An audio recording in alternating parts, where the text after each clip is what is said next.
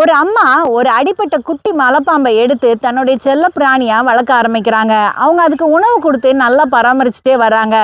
பலர் அவங்க அதை வளர்க்கக்கூடாதுன்னு சொல்றாங்க. ஆனாலும் அவங்க அதை வளர்க்குறாங்க.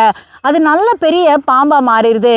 திடீர்னு ஒரு வாரமா அது சாப்பிட்றத நிறுத்திடுது. அவங்க பக்கத்துலயும் அவங்க மேலையும் படுக்க ஆரம்பிக்குது. இது வினோதமா தோன்றதுனால அவங்க ஒரு கால்நடை மருத்துவர்கிட்ட அதை கொண்டு போறாங்க. அவர் அதை பார்த்துட்டு அந்த அம்மா கிட்ட கேட்டாரு, அம்மா இது உங்க மேலையும் பக்கத்துலயும் படுக்கிறதுக்கு காரணம் உங்களுடைய சுற்றளவை அது பார்க்குது. ஏன்னா அது உங்களை சாப்பிட்றதுக்கு தயாராகிட்டு இருக்குது.